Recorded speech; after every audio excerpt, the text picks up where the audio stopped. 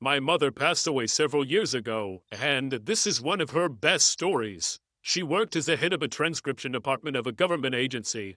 Whenever she would ask for time off, her boss would refuse. This went on for years, and her leave just accrued. One day, when she was about to turn 63 years old, she walks into her boss's office and tells him she's giving him 2 years' notice that she'll be retiring. He's very confused as to why she's giving so much notice. She then informed him that she's going to be on vacation for the rest of her employment because she had 2 years of leave accrued and she just walked out the door. Down in the comments, we had this story from Cinderella. This is similar to what happened to my mom. She had worked for a hospital for decades and had amassed at least 9 months of paid time off. She requested a raise, and her boss told her that he couldn't afford giving her a raise in his budget that year. So she found a better job and put in her notice. Then her boss found out that he was going to have to pay her all of her paid time off, plus hire someone to replace her. Then he wanted to negotiate a raise. She told him too little, too late. Our next Reddit post is from Anti-Sugar Dependent. I attended university about 10 years ago, and like many students, I dyed my hair funky colors. When I returned home to my summer job, I had short blue hair. My summer job was in retail working checkout. One day my manager pulled me aside and told me their uniform policy said that I wasn't allowed to have the majority of my hair an unnatural color. I asked what a majority meant, and he said that I would be allowed to have streaks, but not my whole head dyed a new color. So I went home with a box of brown dye. The next day I turned up to work with the majority of my hair brown, but my fringe, bangs, and undercut were still blue. Because my hairstyle was so short, if someone looked at me from the front, like customers would be, then all they could see would be my blue fringe. My manager told me this was unacceptable, even though I pointed out that more than 75% of my hair was now brown. He said that I had to dye my fringe and undercut brown too, or he'd fire me. So I dyed them brown too, and immediately started wearing clip-in colored hairpieces. He let me keep those, but he was not happy. I still don't know why my ability to serve people was affected by my hair color. Our next Reddit post is from Anomalous Treasure. I work as a freelance artist doing advertisement, ticket, and program booklet designs for various police and firefighter events that give to children's charities. It's not consistent work, but it pays pretty well for what it is. The people I work with directly are a promotions company that was created to sell the advertisement space and tickets. I've been working for them for a long time.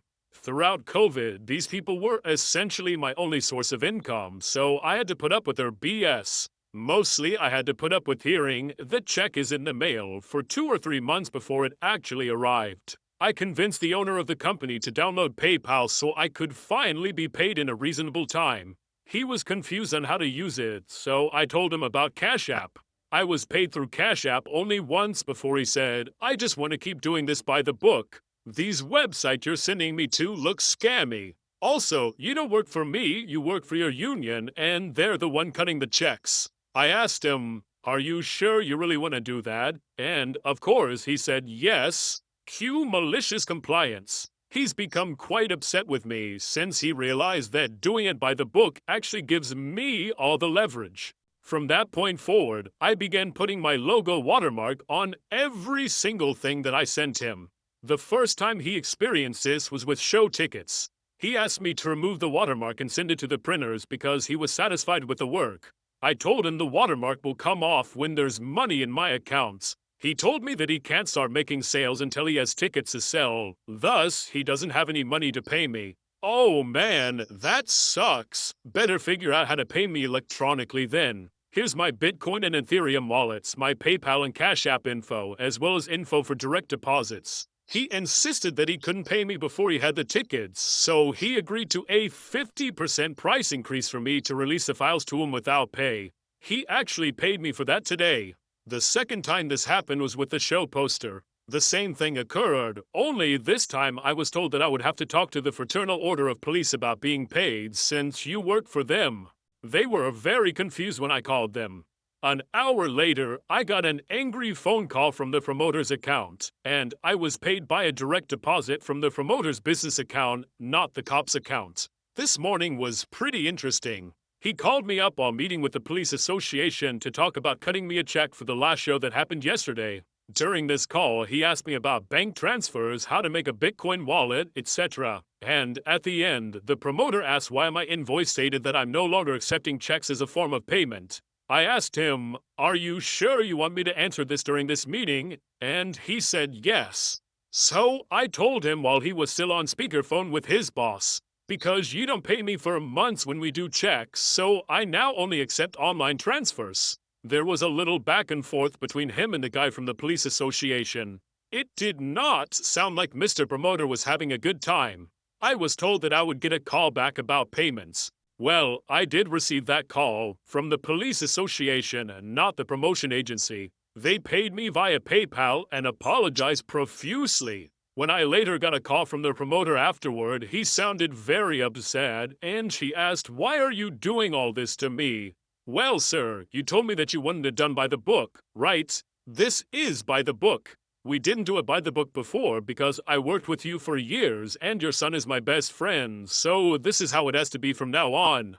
We'll see how it turns out. I'm confident that I won't be losing any work, since the police associations, firefighters, and other organizations have repeatedly told me how great my work looks and how I often work at half the price of other freelancers." So I scroll down to the comments, and the top comment on this thread it's coming from Astromancer, and he says, "When will people learn that 'Are you sure you want me to answer that?' means you absolutely won't like the answer and you'll be embarrassed if I actually say it." Right? Like, this is what I said literally last video. That's such a red flag. Are you sure you want me to do that? Like, if I'm doing something and someone says that to me in that tone of voice, I'd be like, "Wait, am I sure? Maybe I'm not sure." The only bigger red flag is if you ask someone to do something and they say, "Sure, can I get that in writing?" Because if someone suddenly wants you to write down to do something, I'd be like, "Wait, did I just ask this guy to do something that's illegal? Am I committing a crime by asking him to do that?" So honestly, I don't know how people keep falling into this trap because it seems like a really obvious red flag that just makes you think, "Wait, am I screwing up here? Because this guy seems really certain of something that I'm not aware of." Our next Reddit post is from Reverend Bull. "I used to teach intro to college courses. They were basically freshman level classes where we'd go over study skills and campus resources and how not to drive yourself nuts. It was a fun class to teach, especially for me. I love deconstructing classroom norms. I usually started every semester in street clothes with a backpack, hiding among the students and complaining about the late professor. Once, for an exam, I offered the students any resource they wanted.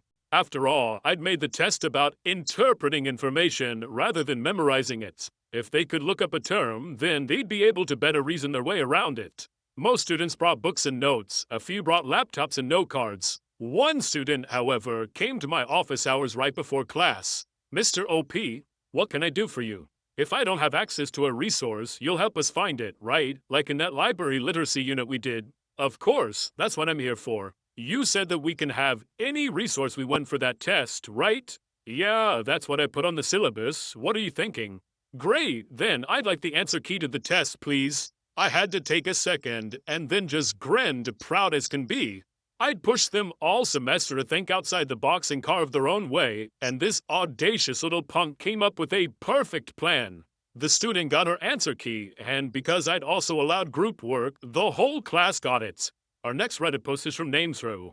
"This happened several years ago, and I am forever relieved that I don't work in a restaurant anymore. Solidarity to all you kitchen workers for the endless BS that you have to deal with. At the time, I was working in the kitchen as an assembler.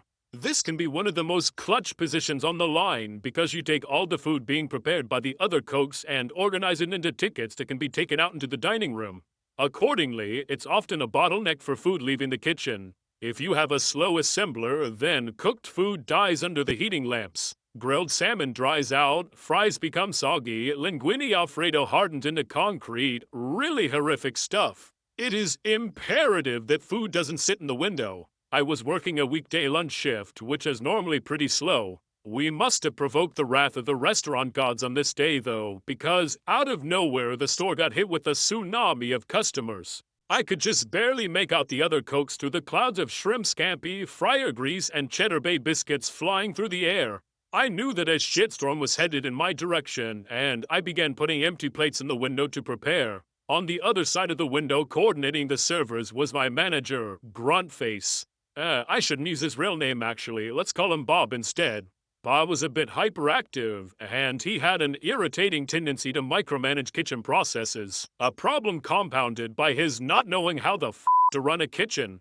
When I began putting empty plates in the window so that the incoming interstellar-sized wave of seafood had something to land on, he stopped me. "What are you doing?" Bob asked. "I'm putting the plates in their sides in the window because we're about to have a very high volume of food coming through," I replied. "Well, this is Red Lobster, and here we do things the Red Lobster way. We plate the food when the food is ready, and we do not put sides on early." I tried explaining that the Red Lobster way was designed by sentient suits and ties physically incapable of holding a spatula. That our sacred way, as dictated in the good book of employee training, had died in the trenches of last year's Inla Shrimp Special. That, while I did appreciate this job, I wasn't prepared to die an honorable death at the hands of this rush just because of the Red Lobster way.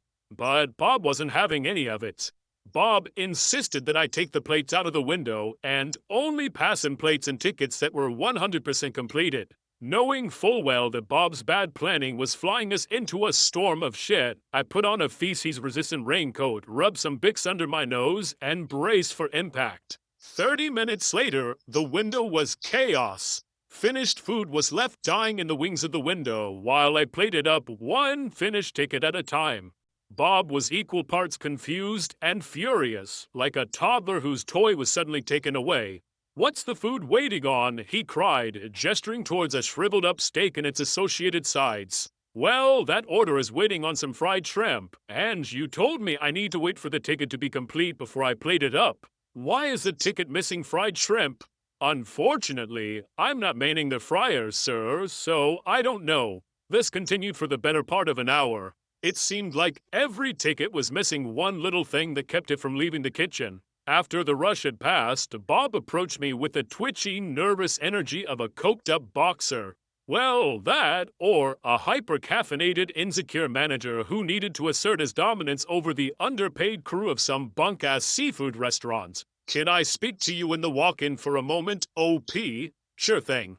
We stepped into the walk-in cooler. "So, what happened back there?" Bob asked, arms folded, shifting his weight from one foot to the other. "You said that we should follow the system, and we did," I replied, mentally noting that he was standing in front of the walk-in's only exit. "But there were a lot of missed items on those tickets. We had food dying in the window."